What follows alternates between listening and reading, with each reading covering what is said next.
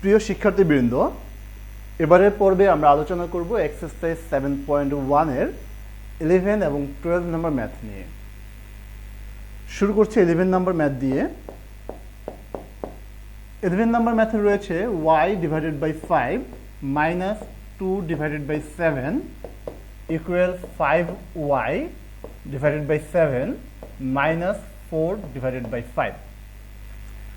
এখানে যেহেতু ভেরিয়েবল হচ্ছে y, সেজন্য আমরা y গুলোকে এক পাশে নিয়ে আসব এবং বাকি যে নাম্বারগুলো থাকবে বা বাকি যে ফ্র্যাকশনগুলো থাকবে সেগুলোকে আমরা অন্য পাশে নিয়ে যাব। তো সেজন্য আমরা যেটা করতে পারি, এখানে লেফট সাইডে রয়েছে y ডিভাইডেড বাই 5 এবং রাইট সাইডে যে 5y ডিভাইডেড বাই 7 রয়েছে, এটা আমরা রাইট সাইড থেকে লেফট সাইডে নিয়ে আসব। রাইট সাইডে যেহেতু 5y বাই 7 এর সাইন হচ্ছে প্লাস, সেজন্য আমরা এটাকে লেফট সাইডে আনলে এটা হয়ে যাবে মাইনাস 5y ডিভাইডেড বাই 7। এবারে লক্ষ্য করো, লেফট সাইডে রয়েছে minus 2 by 7।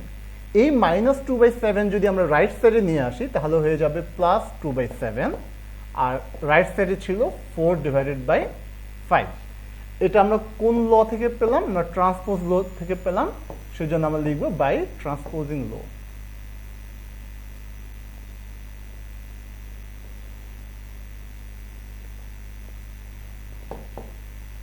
by transposition law। এবারে আমরা লেফট সাইডে যেটা করতে পারি, আমরা দেখতে পাচ্ছি যে এখানে লেফট সাইডে ডেনোমিনেটর রয়েছে 5 এবং 7। তো 5 এবং 7 এর এলসিএম হচ্ছে 35। এবার নিয়ম অনুযায়ী আমরা ডেনোমিনেটর দিয়ে ডিভাইড দেব এবং নিউমারেটর দিয়ে মাল্টিপ্লাই করব। তো 5 দিয়ে যদি 35 কে ডিভাইড দিই তাহলে হয় 7 দিয়ে যদি y কে মাল্টিপ্লাই করি তাহলে 7y। তারপর মাইনাস রয়েছে, সেজন্য আমরা মাইনাস সাইন দিলাম। আবার 35 কে যদি 7 দিয়ে ডিভাইড দিই তাহলে হবে 5 দিয়ে যদি আমরা 5y কে মাল্টিপ্লাই করি তাহলে 5 5 যা 25y ইকুয়াল। আবার একই রকম ভাবে 7 আর 5 এর যদি আমরা এলসিএম বের করি তাহলে 35। 7 দিয়ে 35 কে ডিভাইড দিলে হবে 5 2 যা 10 মাইনাস 5 দিয়ে যদি 35 কে ডিভাইড দিই তাহলে হবে 7 দিয়ে 4 কে মাল্টিপ্লাই করলে 7 4 যা 28। এখন আমরা লেফট সাইডে 25 থেকে যদি 7 মাইনাস করি তাহলে হবে 18y।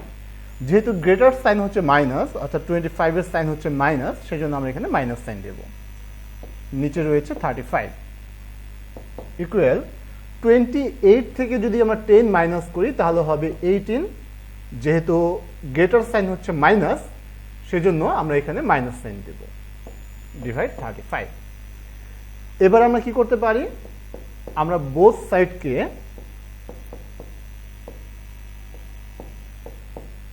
লক্ষ্য করো, বোথ সাইডকে আমরা 35 ডিভাইডেড বাই 18 দিয়ে মাল্টিপ্লাই করতে পারি।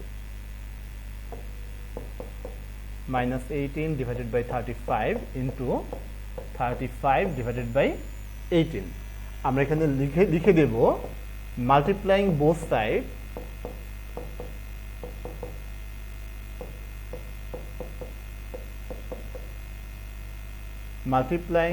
sides by 35 by 18।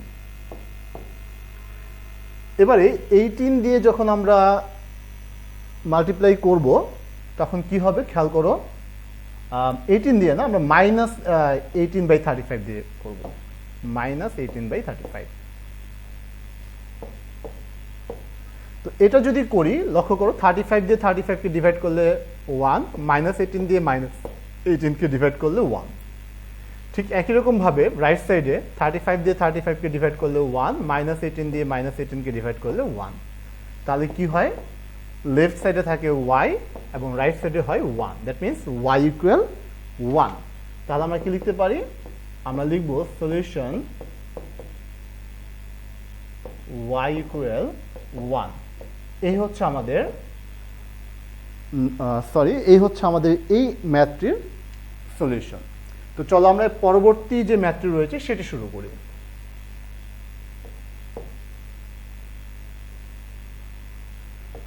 আমাদের পরবর্তী ম্যাথটি হচ্ছে 12 নম্বর ম্যাথ।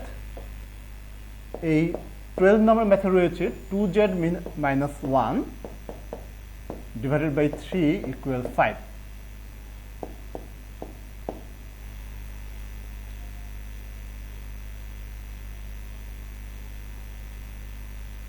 আমরা যেটা করতে পারি, এখানে লেফট সাইডে যেহেতু ডিভাইড 3 রয়েছে, সেজন্য এই 3টাকে উঠানোর জন্য আমরা বোথ সাইডকে 3 দিয়ে মাল্টিপ্লাই করতে পারি। আমরা লিখব মাল্টিপ্লাইং বোথ সাইডস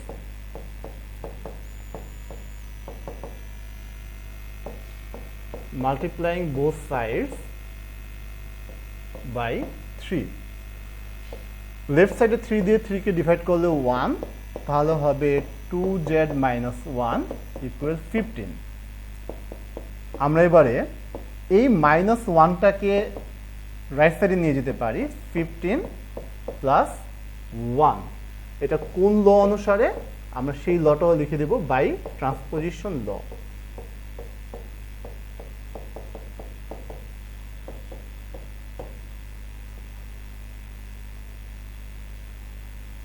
তাহলে কি হয়? 2z equal 15 plus 1 16। এবারে আমরা z এর সাথে যেহেতু 2 মাল্টিপ্লাই অবস্থায় রয়েছে, সেজন্য এই 2টাকে উঠানোর জন্য আমরা বোথ সাইডকে 2 দিয়ে ডিভাইড করব। আমরা লিখব ডিভাইডিং বোথ সাইডস বাই 2। তাহলে 2 দিয়ে যদি 2 কে ডিভাইড করি তাহলে 1, 2 দিয়ে 16 কে ডিভাইড করলে 8। তাহলে আমরা পাবো z ইকুয়াল 8। আমরা লিখব therefore সলিউশন z ইকুয়াল 8। এই হচ্ছে আমাদের 12 নাম্বার ম্যাথের সলিউশন। তো প্রিয় শিক্ষার্থীবৃন্দ, আমরা বেশ কয়েকটি ম্যাথ এই এক্সারসাইজে তোমাদেরকে করে দেখালাম। আমি আশা করব যে তুমি যদি খুব ভালোভাবে ভিডিওগুলো দেখো, তাহলে কিন্তু তুমি কোনো প্রকার টিচার ছাড়াই এই ম্যাথগুলো বাসায় নিজে বসে থেকে করতে পারবে। তো ভালো থাকো।